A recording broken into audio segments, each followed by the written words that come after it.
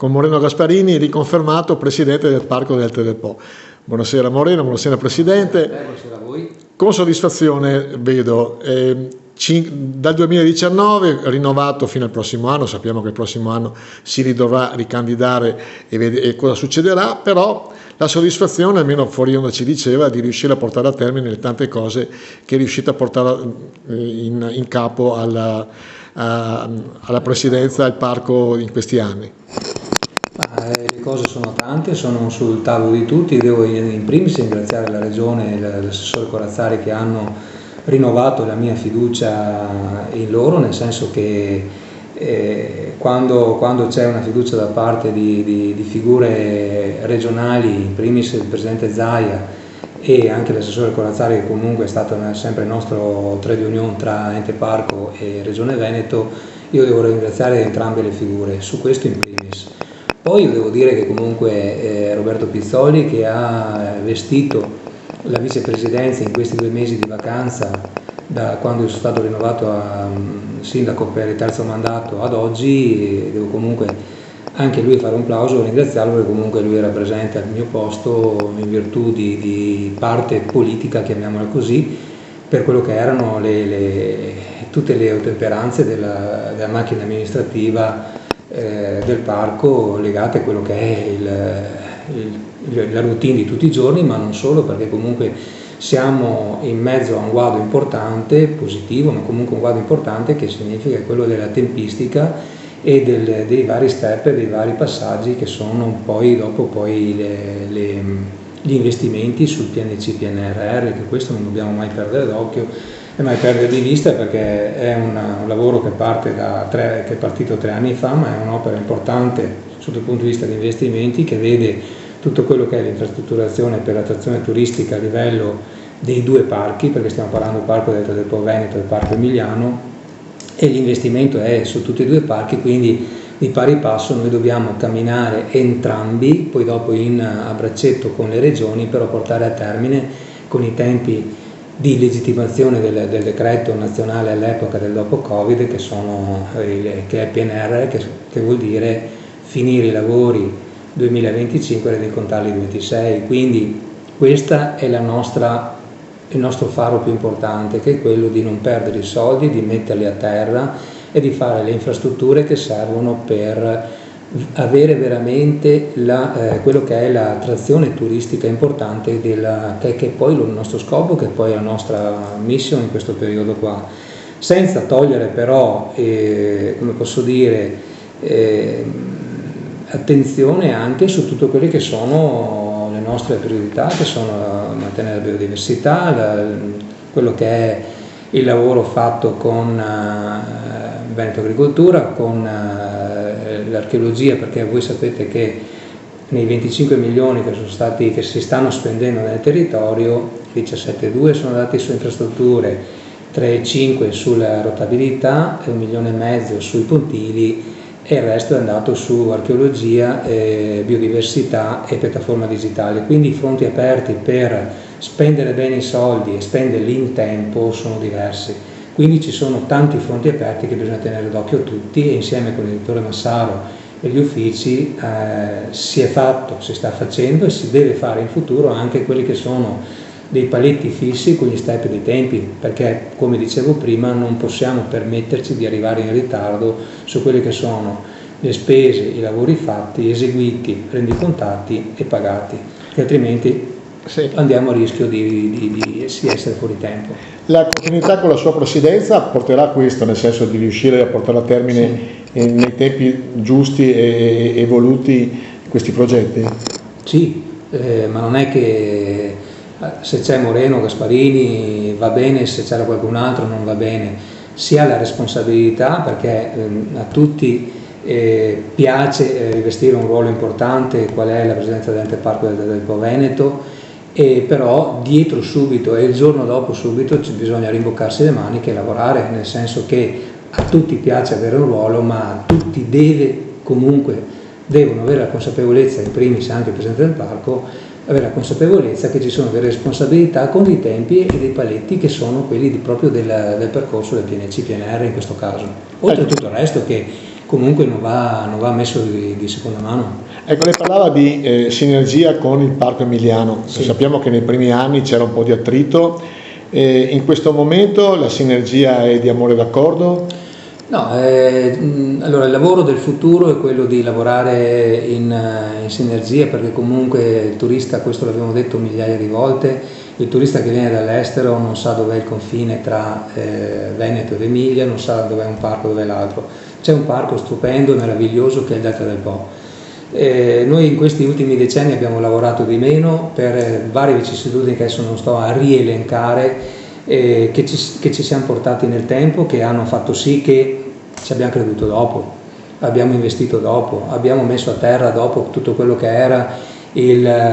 percorso per creare quest'area qua, che lo è già, un ambiente turistico a livello internazionale, lo è già, dobbiamo solo ottimizzare e far sì che la nostra consapevolezza dentro le nostre teste, sia chi fa operatore turistico ma anche delle genti del territorio del Delta del Po, devono avere questa cosa in primis, e questo io credo che è un prodotto mentale anche che si sta maturando velocemente. Loro sono partiti su questo, ci siamo creduto prima, sono partiti prima. Le sinergie fra i due parchi ci sono delle macro idee che sono leggermente diverse, che quelle non è che non spettano né a me né alla mia collega dell'Emilia Romagna decidere in toto cosa vuol dire avere dei piccole differenze, però delle differenze ancora di vedute ci sono. Vedi il discorso delle trivellazioni in Alto Adriatico, che per me comunque è un punto fisso, è un cruccio che io non mollerò mai, perché non possiamo per esempio noi permetterci di dire sì alle trivellazioni davanti al nostro Delta del Po, perché siamo già a un livello, sotto il punto di vista, a un livello di medio mare, addirittura noi abbiamo dei punti dove abbiamo 4 metri sotto il livello del medio mare dei nostri territori, quindi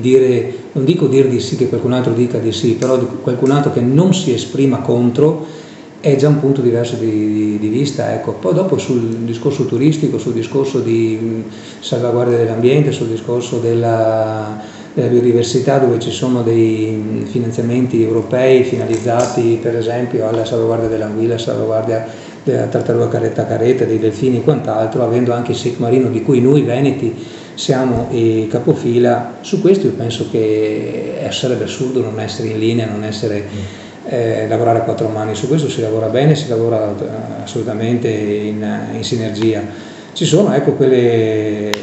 discussioni lì che sono un po' più politiche, che io ho la mia insieme ai miei colleghi del Delta del Po Veneto. Abbiamo una nostra ferma convinzione che le trivellazioni non devono mai avere un sì da questo territorio, e se fosse per me neanche avere un sì dal territorio emiliano. Questo è un po', ecco, la mia posizione, ma è quella di sempre e quella che sarà per sempre. Non è che domani mattina mi alzo e mi invento che vanno bene le trivellazioni davanti all'Adriatico. Sappiamo che è un territorio fragile, sappiamo cosa ha voluto dire 2 anni fa il Cuno Salino in Po, sappiamo cosa ha patito e cosa ha pagato in termini economici la pesca e l'agricoltura per questo territorio. Sappiamo che è un territorio che se non c'è l'uomo non si vive,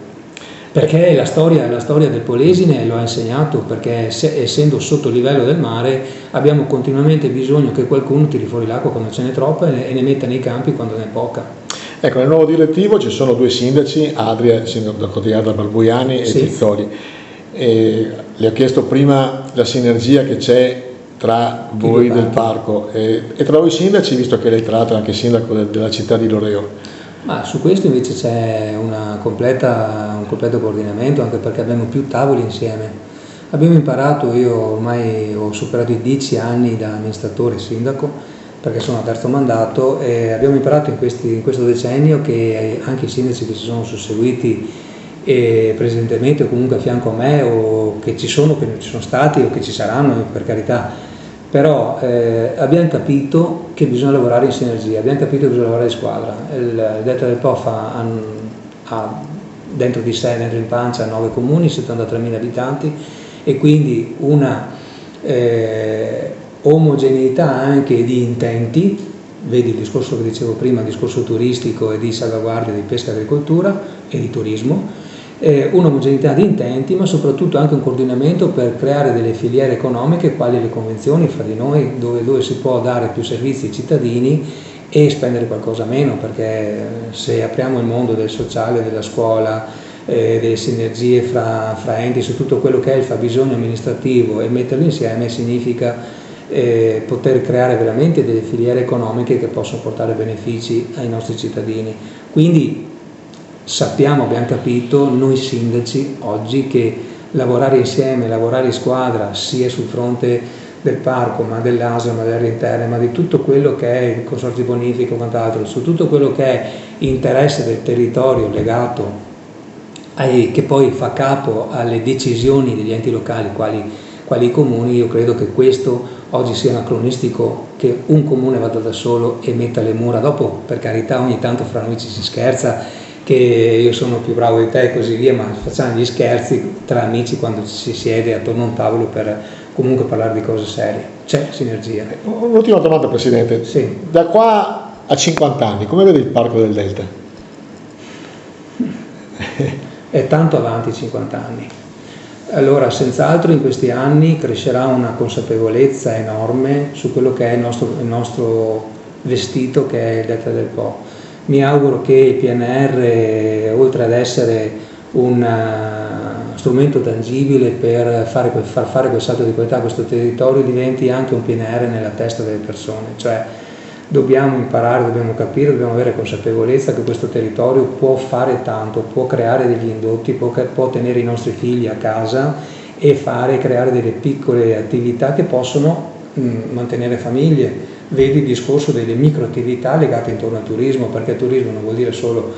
sdraio ombrellone, ma vuol dire tante piccole sinergie che noi stiamo mettendo in piedi, che stiamo facendo consapevolezza sui territori e anche al di fuori dei portatori di interesse. Perché sembra sempre che quando si parla di turismo, interessa a qualcuno ma non interessa a tutti. No, non è così. Il turismo interessa a tutti, perché l'indotto che crea il turismo poi dopo a cascata crea beneficio a tutto un territorio, anche chi non fa turismo.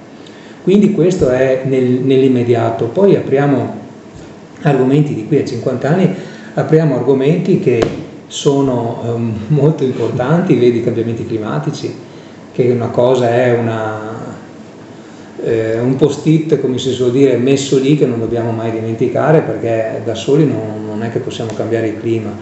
Questa deve essere una consapevolezza mondiale, ormai tutto il mondo ci sta insegnando, vedi anche ieri, noi l'altro giorno avevamo 35 famiglie con l'acqua negli scantinati, nei garage e così via. Abbiamo visto cosa ha sofferto l'altro giorno Mare, per esempio, con l'acqua, ma questo non è per fare né il tragico né dire che tutto si sta sconvolgendo, però pian piano il clima sta cambiando. Il clima sta cambiando e noi dobbiamo essere pronti a poter non inseguirlo, ma essere pronti a questi cambiamenti. Questo significa anche avere consapevolezza di un territorio che è fragile, perché è vero che è bello parlare di turismo, parlare di pesca, e dobbiamo salvaguardarla perché sono posti di lavoro, portare le eccellenze agricole e della pesca al tavolo del nostro turista, e questo sì, assolutamente, perché le eccellenze nel territorio ci sono, siamo Mago UNESCO dal 2015, quindi noi non dobbiamo aver paura di dire che siamo un'area importante a livello internazionale, lo siamo, assolutamente, però dobbiamo anche avere la capacità oggi, preparare il terreno per il futuro, avere la capacità oggi di capire dove sta andando anche tutte queste varianti e non dico di subirle, ma di prepararsi per poter affrontare il meglio possibile i decenni futuri che arriveranno. Poi di qui a 50 anni di preciso, la fotografia precisa è difficile farsela, perché bisogna anche capire quanta volontà e come si sposta poi tutto il mondo anche dell'economia internazionale.